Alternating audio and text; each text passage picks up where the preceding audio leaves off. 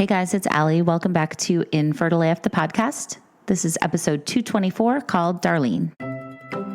Hey guys, so guess what? It is Fertility Rally's third birthday as of June 1st. We launched June 1st, 2020 in the midst of the pandemic, and here we are 3 years later. I can't even believe it. We've grown tremendously. We have more than 500 members currently actively. We have probably had over 1,500 members over the last 3 years. People have come and gone, obviously, depending on what's going on with their family building journeys.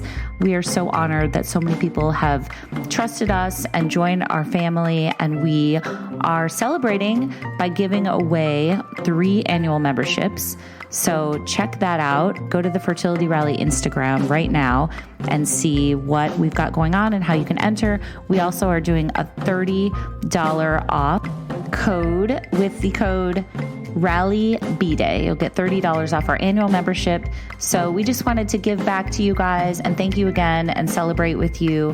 So to all of our Fertility Rally family members, past and present and future, we love you. You are not alone. This is the worst club with the best members, the place I wish I had when I was going through it, but we're so happy to be here now. So if you guys have any questions about Fertility Rally, feel free to reach out to me on Instagram at Infertile AF Stories.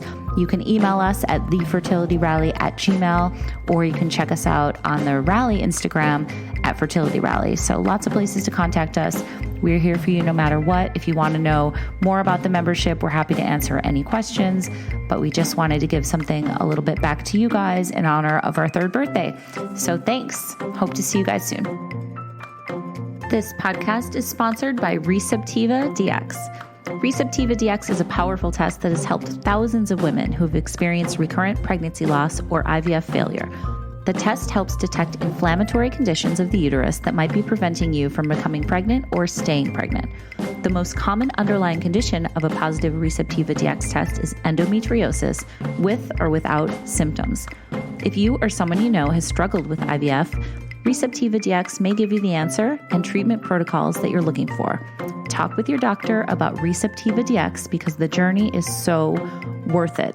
Plus, guys, Infertile AF listeners are getting $75 off the RECEPTIVA DX test. So all you have to do is go to receptivadx.com or download the app RECEPTIVA DX, use code INFERTILEAF23, and you'll get $75 off. Thanks, RECEPTIVA DX. All right, guys. So today I am telling the story of a woman who emailed me and wanted to share her story. Her name is Darlene. She's so sweet. She sent the nicest email about how the podcast has been helping her, which I really appreciate. But her story is that she and her husband started trying in 2022 to have a baby, and they are not there yet. So she's going to tell us all about what she's been through, including her diagnosis of unexplained infertility, which I know we all love that, right? 4 failed IUIs, and then going through IVF and what happened beyond that. So thank you so much, Darlene, for reaching out. Thank you for sharing your story. And without further ado, this is Darlene's infertility story.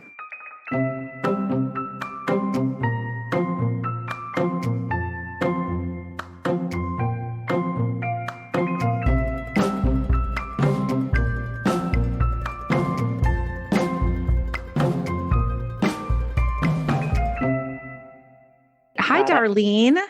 Hi. How are you? Thanks so much for having me. Oh my gosh. Great. You wrote me the nicest email. I just want to read the first line, not to like float my own boat, but just because it meant so much to me. So you're like, "Hi, Allie, we've never met, but you're one of my most favorite people on the planet.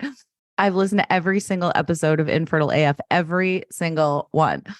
So, and then you went on to talk about, what's going on with you and what you're doing. So we'll get into all that. But first of all, thank you. That really made me feel great because, as you know, this is a passion project. This is a labor of love. I really wanted to connect with people. So when I hear from people that I actually do connect with, it really means a lot. Yeah, you're changing the world with these stories. So I really, really appreciate it. I'm so honored to be here. And yeah, every week I would look forward to the new episode, and I would make sure to tune in when it was a good time. And I'm now repeating some episodes. Oh my God, really? Okay, we'll talk about that later. I want to know which ones, but you can tell me offline. Sure. Okay, so let's just start at the beginning. You know what I'm going to ask you, right? Did you always want to be a mom? Wanted to be a parent? You should actually run this because you know it better than me. Yes, I have always wanted to be a parent, and it always really came kind of naturally to me. I always loved babysitting, and I had a younger brother that I loved kind of looking after, and I'm a kindergarten teacher, spent all day with kids, and it was always kind of in my future, but I wouldn't say it was a top priority through my 20s. I was building my career and traveling, and I was living on different continents and going to university, and it was kind of, it could wait, but I knew that was going to be my future. Mm-hmm. Okay. So fast forwarding a whole bunch. Yeah. Tell me about when you met your my husband. My husband's name is Devin, and we met in April 2018. I was 30 years old. I met him on Bumble. He was a very lucky swipe. And so we had a date on Friday night. And then we lined up a date Saturday night. And then on Sunday, I was like, well, you should probably just meet my mom. And, oh my God. The rest, I know. And the rest was honestly history. It was like, it just moved along so naturally and effortlessly. And I'm just so lucky to have met him. And I couldn't imagine that, we had no idea what we were about to embark on together, but he's just been such a solid partner through it all. And so we talked really early on in our relationship about kids. I don't remember the exact conversation, but it was just like, we were both on the same page. But we really enjoyed the first couple of years of dating together and building our lives together, moving in. We weren't too fussed about getting married right away. So we just, we were just kind of, enjoying our time together. And then when I was 32, so 2 years after we met, I decided to have my IUD removed. And so I had my IUD for 7 years, and I had stopped having a cycle, like a period. So which was at the time, I was like, this is sweet. But we decided, okay, let's kind of get things back on track a little bit. So I had that removed, and that was fine. And I remember so vividly the doctor removing it. She was like, okay, you're fertile. And I just always think about that sentence, because I just want to go back. I know I always want to go back and be like, I'm not. Right. But I know I remember somebody else telling me that they got theirs taken out and they're like, you might get pregnant tonight. Right. Yeah, exactly. And that's kind of how I thought it would be. This is so embarrassing, but I ordered a spoon on Amazon that said, you're going to be a daddy. And we'll get to that later. But, that's not embarrassing.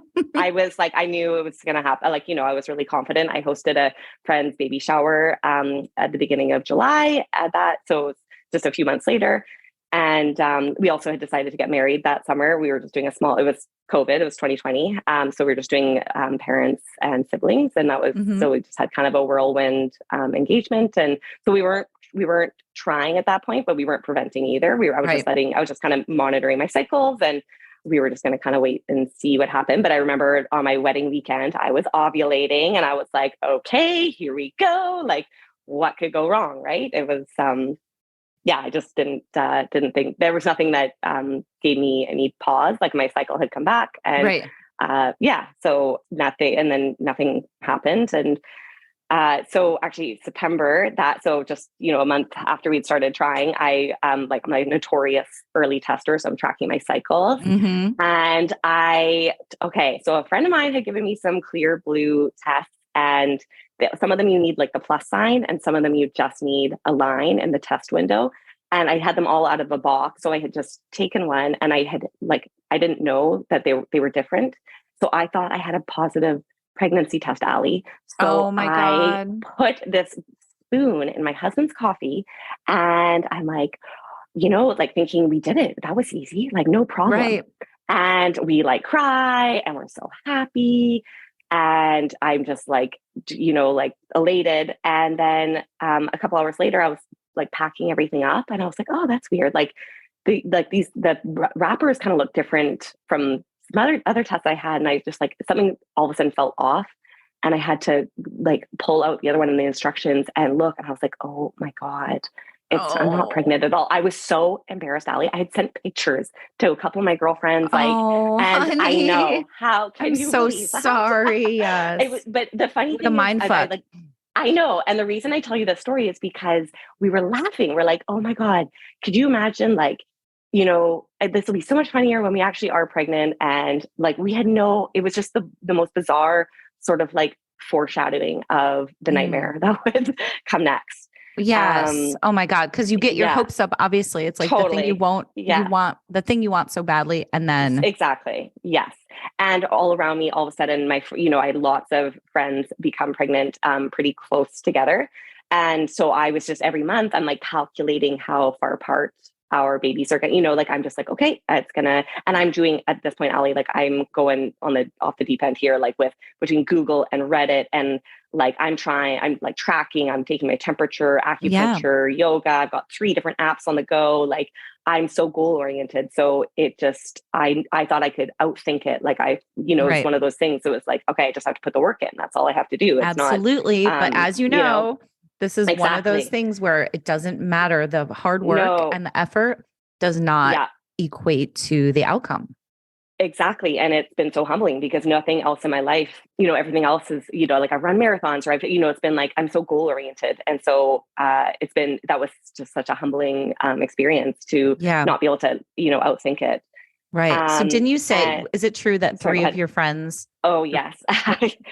Tell me about that. Yeah. So, okay. Yeah. So that, so basically a year, after we got referred to Olive to, the fertility clinic in downtown Vancouver, and around the time that we were doing all of our testing, we were diagnosed with, unexplained infertility. And I had 3, and like, I have to say my friends and family have been nothing but supportive and loving and caring and sensitive, and have really supported us through this. But at the time we were kind of still early-ish on in the journey. And 3 of my closest friends went on a maternity. They all had their beautiful baby bumps and they went on a photo shoot together. And it was just like, and I don't fault them for that at all. It was like just this sense of like not being a part of this club that I so desperately wanted to be a part of. And it's like the ultimate FOMO.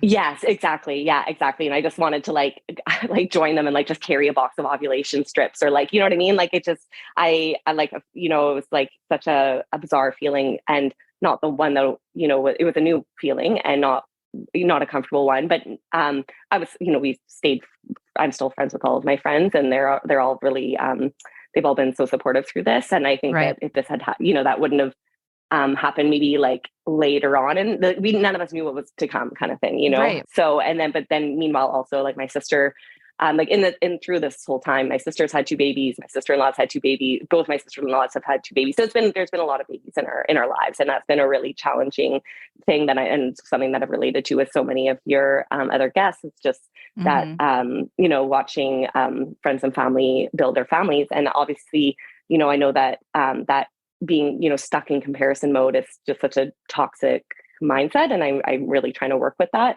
And I can't, I just can't compare myself to others.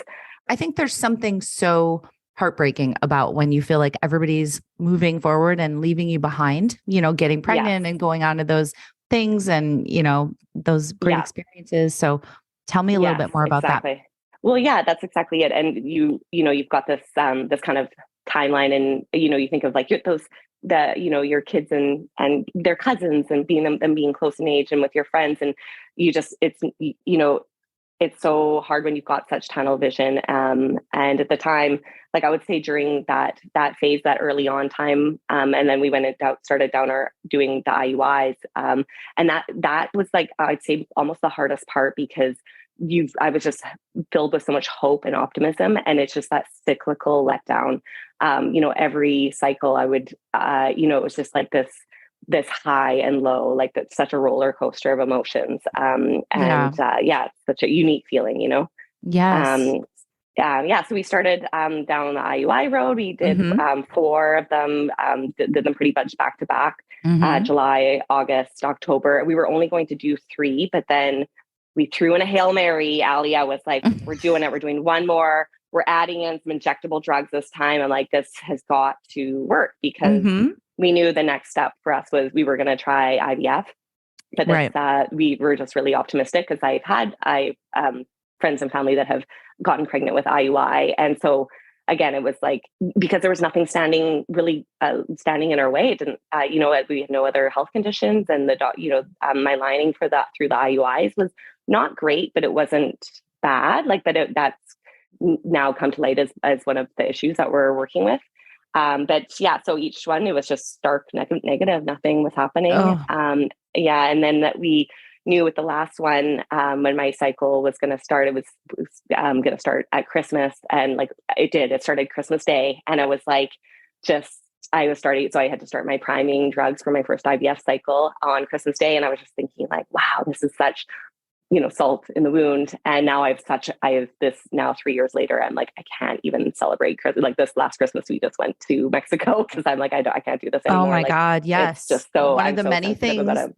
one of the many things that infertility robs you of is, Exactly. these moments that are supposed to be so joyous and full of excitement. And, when you've gone through trauma, it ruins it. It just ruins all these things. There's such family oriented holidays. So it's like, when you can't build your own family, it's like, I just don't want to, I don't want to participate, right? Which is so negative. But yeah. Mm-hmm. And also that when my period started on Christmas Day, I, at the time, had a really close friend that, and we were still, close friends, but we were kind of in this boat together and sharing. We knew when each other's cycles were, and her period was expected around the same time. And then she got pregnant, and then she went on to have beautiful, handsome, identical twin boys. And it's like, all these like parallel lives that are happening, and since then Ali, have had so many friends come and go. Like, I've connected to lots of people in the community, and it's just even within the community, like saying goodbye to close IVF friends has been really hard, because we're still friends, but it's like now we're just in different, it's they've moved on to the intricacies of newborn life, and I'm just still hanging out here. So that's been really challenging. Tell me about starting IVF. Like, how did it go for you? With So great. It was great. It was not like that part, because it felt better to be doing, right? Like anytime I was an active participant in making this happen, I felt great, because it was like, okay, we got this. And also I had this sense of like, we're paying them. Like there's no funding in BC, so this is all out of pocket. BC and Alberta, the other provinces, they've got some coverage. And so I had the sense of like, we're paying the money, we're doing the things, this has got to work. Like, why wouldn't it work?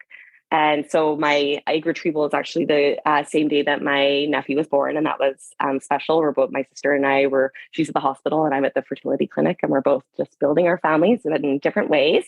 And so the egg retrieval went really well. I got 23 eggs, 18 were mature, 14 were fertilized, and we had 6 blasts, and we tested 5 of them.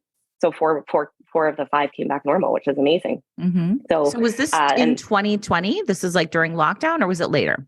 No, this was 2021. Okay, gotcha. So that was February 2021. Sorry. And so then we went straight into our first, what we were hoping would be our first transfer cycle. And we did estrogen, which is pretty common, but my body just was not responding really well to the synthetic estrogen. So I went for 4 lining checks, and each time my lining just wasn't getting to the right thickness. And by the time I went for the 4th lining check, I had fluid in my lining, like in my uterus. So the cycle was canceled. And again, this was not something that I knew about. Like, I just didn't know. I thought, I didn't know. I thought once you did the egg retrieval, that was the hard part.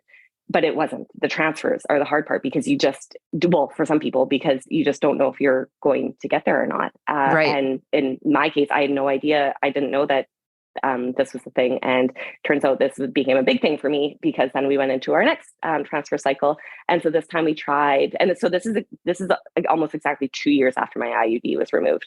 So we went right into another transfer cycle. And this time we used, I did a modified natural. So we were doing letrozole. So my body would produce its own estrogen instead of trying to use the synthetic estrogen. And my body normally kind of responds a little bit better with the kind of the stimulating drugs. However, by the time we got to my first lining check, I had already started to ovulate. So we had a second canceled cycle. So we just, that's fine. We're moving on. So then we got to started priming again in April. And finally got to our first transfer. And it was, the transfer was April 27th. And it was just like a great day. I was so excited. We both were. We were like finally going to make this baby. And we transferred a beautiful embryo, and everything, it just felt like this is it.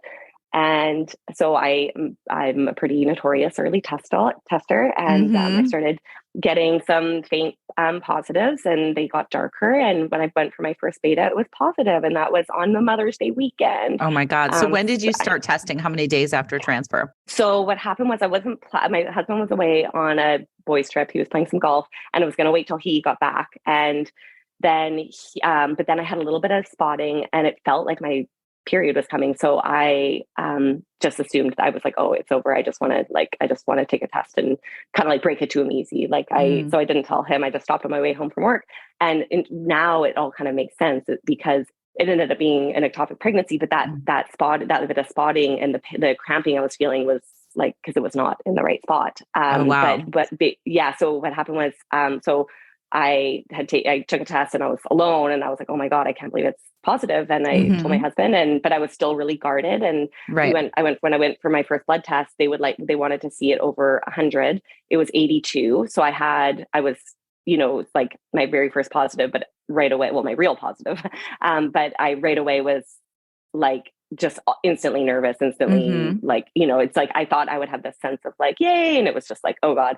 So we waited 48 hours and did our next blood test. And then the next one had a 200% increase. So then it was like, okay, now we're like, we're kind of on the right track here. And I was so anxious, Ali. I went every 4 days until my ultrasound, because I just needed to know it was going up. Like and the nurses were great. They were like, that's fine. But they were really reassuring. They said, everything's on the right track. But I just was like, so nervous.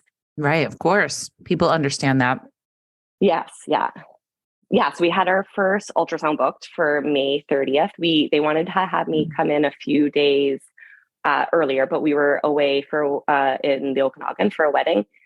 So we decided, I asked the nurse, I'm like, we're going away for the weekend. And just in case something, in case the ultrasound didn't go well, I wanted to do it right after the weekend. And I'm so glad I did, because otherwise we wouldn't have gone to the wedding. So my husband's there with me and we're holding hands. It was luckily my doctor doing the ultrasound. And as soon as she put the wand in, she was like, okay, there's a heartbeat. And we were just like, so like, I can't even explain like that joy of, something we worked so hard towards. And then, like a split second later, her just like her face changed and her body language, and I could tell something was wrong. And, oh God, I know exactly. It's like, and I've heard this on your show so many times. It's just like, here it comes, like, of course, this can't, nothing, but she basically explained that it was not in the right spot. It was like a centimeter too high. It was a cornual ectopic, so really rare, like one in 5,000. So she could see it. It was measuring on time and strong heartbeat, but it was just too much in the corner of my uterus. And okay, what does corneal ectopic mean? What did you learn about that? So it's where the tube and the uterus meet. So it's kind of in the corner, and it's like where there's like just a highway of blood there. And so it's very dangerous because if it ruptures, and it's really hard to treat because, basically she explained it when we were at the fertility clinic. We're both just like, sobbing. And she said it's like so dangerous. We weren't allowed to go home. We had to walk over to Vancouver General Hospital, and she said they were going to call there and let them know that we were on our way over there and that we were going to need emergency surgery. Oh my God. So scary. I know, so then scary. And there, it's like your right world. Then and there. Yeah. It's the biggest turn. And now it's like what you thought was an amazing thing is now like the worst, scariest thing ever. Totally. And I was prepared for bad news. Like that's why we didn't do the ultrasound before the weekend trip, because I was like, maybe there won't be a heartbeat, or maybe, I was not prepared for like, you have to go straight to the hospital. And I ended up being there for 8 days, Ali. It was crazy.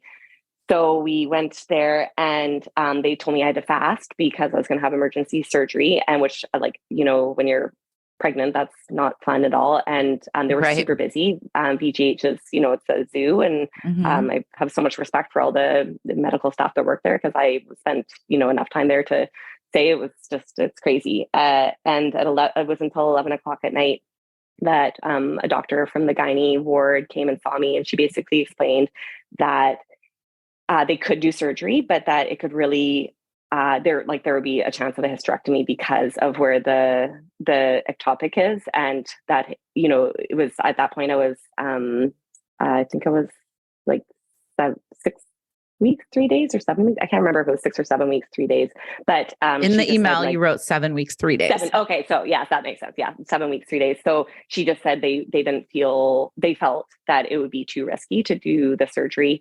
So they admitted me to the gynae ward at like 2:00 in the morning, and they said the next day that I would have a KCL treatment, which is awful. They inject the fetus with potassium chloride to stop the heartbeat, stop the heart.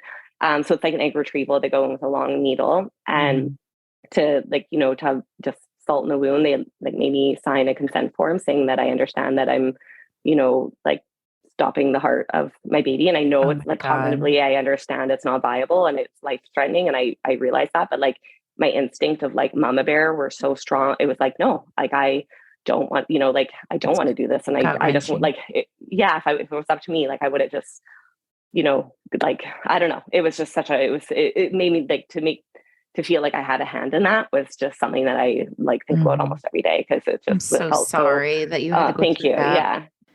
This episode is sponsored by HelloFresh. With HelloFresh, you get farm fresh, pre-proportioned ingredients and seasonal recipes delivered right to your doorstep. You can skip trips to the grocery store and count on HelloFresh to make home cooking easy, fun, and affordable. And that's why it's America's #1 meal kit. HelloFresh does more than just delicious dinners. Not only can you take your pick from 40 weekly recipes, but you can choose from over 100 items to round out your order, from snacks and easy lunches to desserts and pantry necessities. Everything arrives in one box on a delivery day that you choose. No worries, guys. If you're not a pro in the kitchen, HelloFresh's foolproof recipes arrive pre-portioned and easy to prepare in just a few easy steps.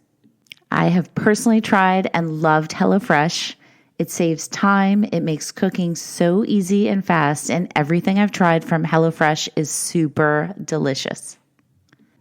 So here's the thing. Go to HelloFresh.com/InfertileAF16 and use code InfertileAF16 for 16 free meals plus free shipping. I mean, I don't know if it gets any better than that. Again, you can go to HelloFresh.com/InfertileAF16 and use code InfertileAF16 for 16 free meals plus free shipping. I know everybody listening is looking for fresh, easy, healthy meals. So guys, please check out HelloFresh and make sure that you check out America's #1 meal kit. Yeah, again, it was just not an outcome that I had on my bingo card. I was not prepared for this. It was just not on my radar. So I had 4 doses of methotrexate over the 8 days. And that's why I had to stay in the hospital because methotrexate can be pretty hard on the body. And they were also giving me some other drugs to help kind of mitigate the toxic effects of the methotrexate. But I felt awful. I mean, obviously I'm just reeling from the emotional aspect of it, but then also physically coping with the methotrexate is a chemo drug, right? So it's just really hard on your body. And the staff there were amazing. I had a social worker and a psychologist coming and seeing me every day. And my husband was there. But I was in a shared room with someone, and we're trying to grieve, the loss. And every night I'm going to bed alone instead of being with my husband. Yeah. And so by the time I got home, I hadn't been home in 10 days. And when I got home, all our plants are dead. And I just Devin and I were just in such a, I don't know. It was just we were pretty miserable. It was a really that's tough. Yeah, it was not fun.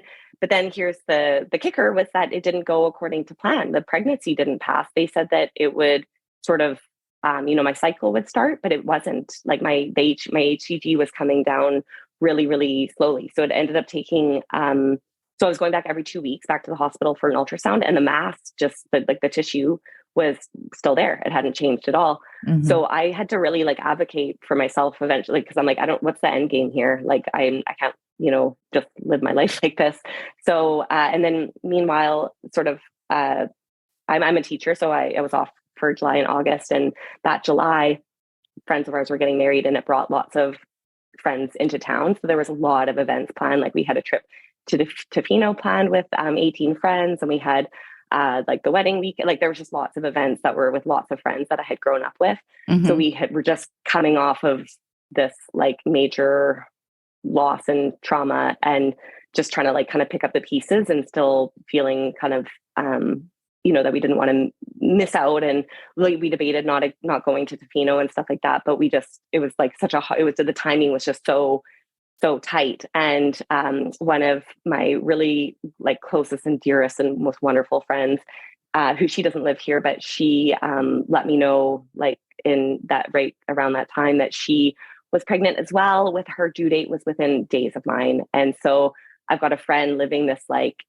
parallel life, and now she's got a beautiful, healthy boy. And and it's like, again, it's just like that, like, again, not like trying to get stuck in that comparison, but also like recognizing that I've got a close friend that just like, lives is living kind of that parallel life of what we would have had. Right. Right. And when you see those kids, exactly. it's like a constant reminder, like that would have been the age of my baby. And that, exactly. then they're in kindergarten, then they're in first grade, all that stuff. Exactly. These living reminders. And it's complicated because you're happy for your friends and you love their kids. Totally. But it's also just really painful. Yes, exactly. And like, that's exactly it. And then also just knowing like, just that we still didn't know, we still felt so far away from our goal, because this was not going according to plan. So in August, I ended up having laparoscopic surgery to finally he removed a 3-centimeter mass from because it had been in there for so long. It had been in there for like 2 months. It became like really vascular. Like it had sort of like really like embedded into my uterus. And so he removed this like 3-centimeter mass from my uterus. And, but so he was able to get like 90% of the tissue, but then I kind of had to start the healing process. And, so the whole thing took like 18 weeks for my HCG to come down to 0, and for me to like finally heal. So yeah, just not the miscarriage that we like, that I, not to ever like hope for it, but like, I'm like, even my loss experience was like, just seemed to be kind of magnified for some reason. Yes. Yeah. But we got a dog, and that was amazing. And I started an antidepressant at that time as well. And so like and I was, getting lots of counseling, and we were just doing what we needed to do to like, just continue to move forward. Cause that's all you can do, really. Like, you just have to kind of like pull up your bootstraps. And, so when we did finally get cleared from VGH to start trying again, then we started prepping for another transfer cycle, November 2022. And we tried with like the mini stim protocol again. And unfortunately, my lining just wouldn't, like it maxed out at 5.5 millimeters, which just is not thick enough. And it's hard to say whether like, because now I've had surgery. So it's like, is the lining issue from the surgery, or so that we've been trying to kind of like figure out that piece, because then in January we did the exact same thing. We tried for another transfer, and I had another canceled cycle because my lining maxed out at 5.5 again. And so it was like just really frustrating, because again, we're just like trying. So, and then that was like in January, that was my expected due date from the ectopic pregnancy. So to have that canceled cycle, then it was just so frustrating. I'm like, we just need to get some traction here. So in February, the next cycle, we went back to estrogen, to the synthetic estrogen, just to try something different, because this was just like clearly not working very well. So we did like a more aggressive protocol with estrogen injections. We added vaginal Viagra. So like I had like hundreds of dollars of Viagra, which was super fun.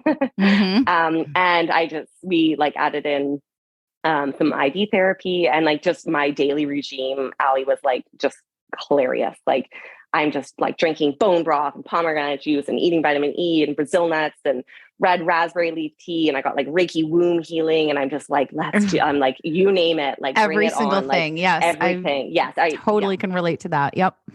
Yeah. Like just living and breathing, what I need to do. And like just so many sacrifices, right? Because this obviously, as you know, and as I've like listened to so many of your guests, it's like, you're trying to live your life at the same time. And like, meanwhile, this whole time, like I'm working, I'm a full-time teacher and I've, got my friends and family and I'm just trying to like kind of keep all the balls up in the air. Yeah. And it's just like so challenging because they, and everyone, I've been so candid about my experience because they just all need to know, like, when at certain times I'm just, I can't be there or I'm just not my full self because it's, like, especially getting this far into it, like, I don't want to have any regrets, right. Or second guess anything. So I just meant really taking a step back from a lot of, relationships and things in my life that I love because it was, I just was so, kind of consumed by it all and, trying to find balance in my life and trying to, still connect. But I just felt so my cup was just so empty, it's just like I'm so limited in what I could handle in terms of like giving to the people in my life. And it's something that I've really like struggled with over the last couple of years because it's not, it doesn't feel like me to just be this sort of kind of shell of a human half the time, but kind of going through the motions, you know what I mean? Yes. And I try and like, try and give everything in my life 100%, but this has been a huge, eye-opening experience in terms of just what I can, my capacity as a human. Right.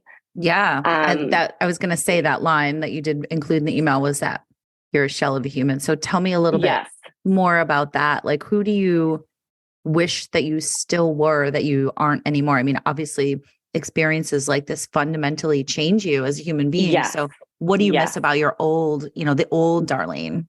Like, just like the vivacious, carefree human that was like up for anything and just didn't like, wouldn't take no for an answer. It was like, run this marathon. Yes. Or go on this trip. Yes. And like, just, I was always like like getting friends together. And like, I always felt, like I was kind of a ringleader and I've just had to kind of take a step back from that. And also, with my husband, we've just weathered such a big storm together and like, but just not, it's like everything has become, it's been really hard not to let it just dominate like what we talk about and what we plan for. And like, we bought a townhouse, like thinking we're going to just fill it with babies. And now that's like, now we're having honestly a lot more conversations about the possibility of being child free or, and we're exploring surrogacy and adoption, but we're kind of like open to all of the possibilities. But I've been really trying to focus lately on the journey versus the destination because I was so like end goal. I was so focused on the end goal for so long. And lately, just in the last kind of few months, I think I wrote in my email, like I'm planning on starting a professional counseling program to hopefully work with other people experiencing, their challenges with modern family building.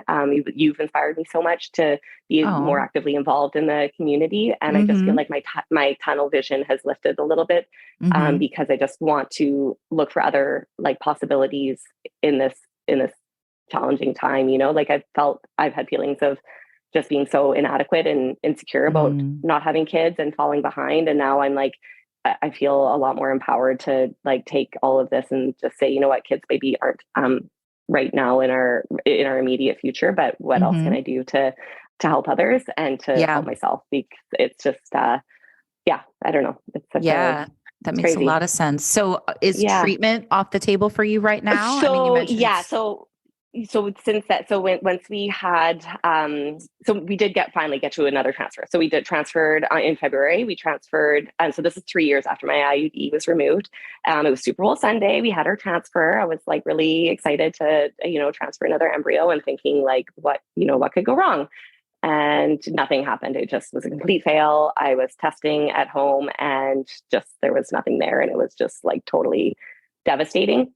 And we went right into another transfer cycle because in my heart, I just was like, no, I needed that failed cycle to go away. And I needed like success. I just was like, we're just going right into another one. And we went back to us like using stim drugs. So it was on letrozole and gonal F. And when you're doing it with that way, you have to be monitored really closely because they time it with your natural cycle. So I was at the fertility clinic 7 days in a row.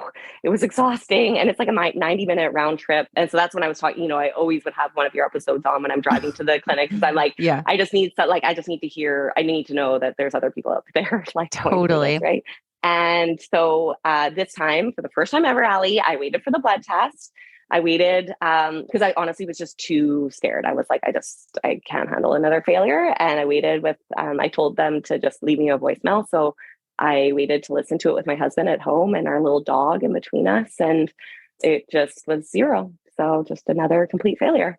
Oh my God. So yeah, 3 of our 5 embryos are gone. And so we had our what the fuck appointment. And the next step would be to do a biopsy.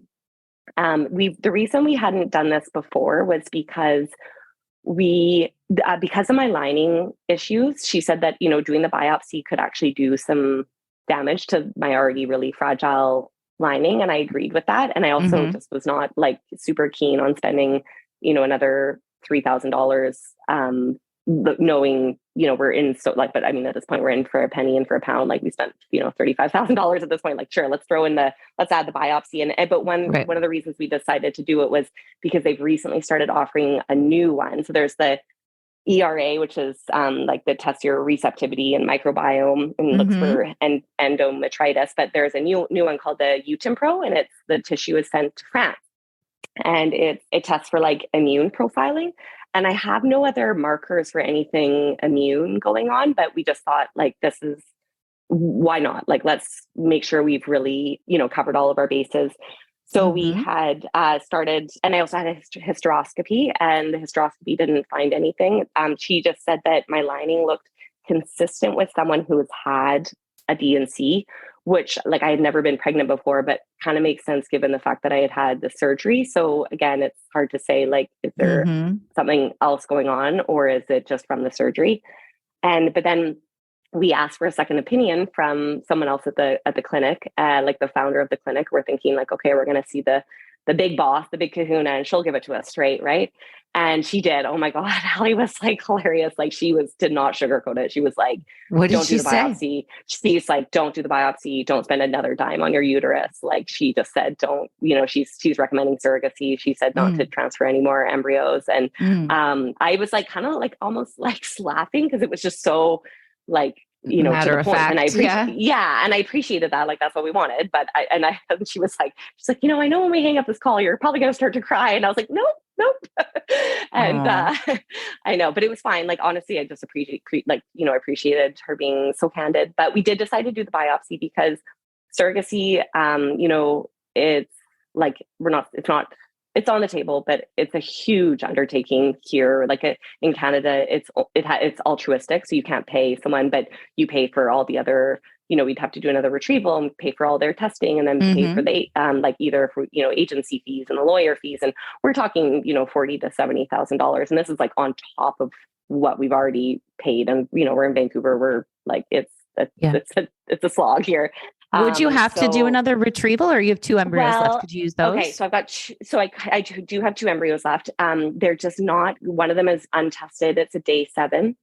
So the success rate, like it's not graded super well. And the other one also, it's tested, but it's a 6CB. So like the inner cell mass is not looking great. So it's fine. It could totally be a healthy baby, but I'm just thinking if we're going to go the surrogacy route and go through all that trouble, I would probably want to do another retrieval just to kind of put our best foot forward. So our plan right now, tentatively, is see what the results of the biopsy say. So I did have the biopsy last week, and we'll see what the results say. And then if they can give us some protocol suggestions, we'll try one more transfer with my uterus. And then if not, and if that doesn't, if that works, great. And if it doesn't, then I think we'll just take some time to really think about what else we want to do with our lives. Like it's, we'll need some time to save some money and to, and we'll just keep exploring. Like I want to learn more about adoption in BC, and we'll kind of start putting some feelers out to some people in our lives that might want to lend us their uterus for 9 months. And then also like, honestly, that your episode from last week really resonated with me when they were talking about choosing a child-free life. We're open to that as well, because like, it's not the be all end all. And I wouldn't have said this a year ago. Like that would not have been an option, but now it's kind of hard to, at some point it's like, why are we fighting? We're fighting so hard for this. And like, there's other things in life we can, we have other hobbies and interests that we can come back to. And I'm 35, like this isn't the end of the road for us. Who knows what'll happen. I know that 50% of couples that fail IVF go on to get pregnant in 5 years. So it doesn't mean that we won't get pregnant. But at this point, we've been in this we've been at this for years, and we're both feeling kind of ready to go and do other things for a little bit. So it's, makes sense. It's hard to say. Yeah. Well, if anybody hasn't listened to the episode that you're referring to with Katie and Alicia, Embrace Childless, give it a listen. It's just I thought it was just such an interesting perspective that doesn't get shared very often, and Katie was saying, I'm paraphrasing, of course, but just when you're going through all these, if you've had a lot of difficulties and, you're looking at all your options, like consider the Embrace Childless community as an option. Just like give it a consideration, because she's like, it's not the worst case scenario. It's actually pretty great. So I just thought that was an interesting thing to put out there, because societally we're always, and they talked about this too, is just like, if you're not a parent, you're nothing, all that stuff, which is just not true.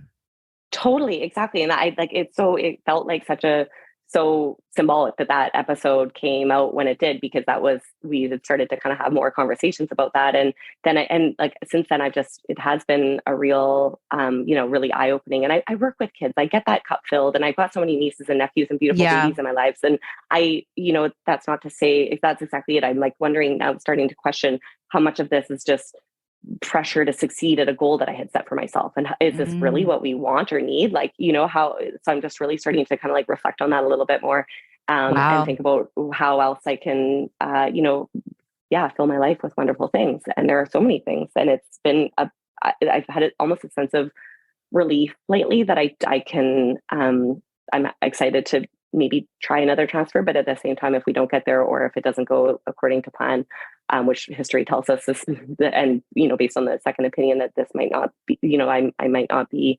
having a biological child of my own in my own uterus. Like I'm starting to make peace with that, and I know that this will be a process. Like I know that there will be some grieving and some a lot of therapy and conversations, and we're going to just have to kind of redesign what our life was going to look like if that's the case. But there's just a lot more to it, and I'm excited to get to know that community and just learn a little bit more.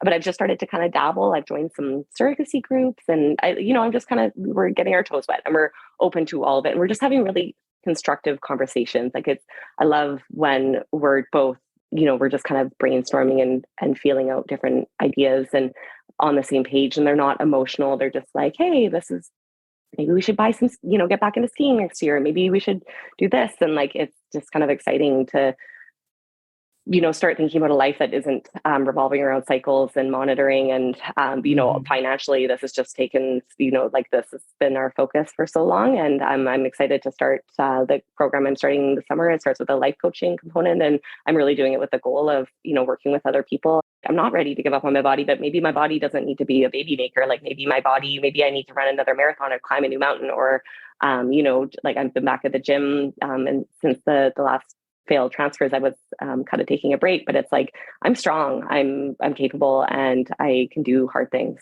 And this isn't the end of our story,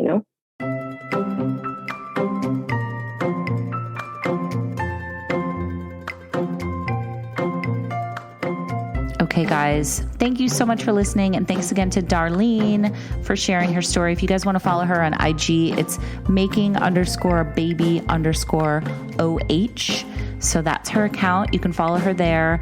I also want to tell you guys to follow Fertility Rally if you're not already. And if you're looking for somewhere to go, a soft space to land, that is the place I created with Blair Nelson of Fab IVF Mama. And it is just a community that has grown and grown and grown. We are actually 3 years old now. We just had our 3rd birthday. So we are welcoming anybody, no matter where they're at. We will meet you guys where you are. We have 5 support groups a week, depending on the week, and growing. We're adding more, actually. We're kind of known for our support groups, but we also have a great private Facebook group system of 3 different Facebook groups that you can join and ask questions. We've got IRL and virtual events that are incomparable. If you ask me, they're all really, really great. So, it's the place I wish I had when I was going through it. So check us out on IG at Fertility Rally, or you can go to our website, which is fertilityrally.com. You can join our membership annually or monthly. And if you have any questions, you can reach out to me. So thanks again. Thank you for listening. Sending big, big love to you guys. Thanks.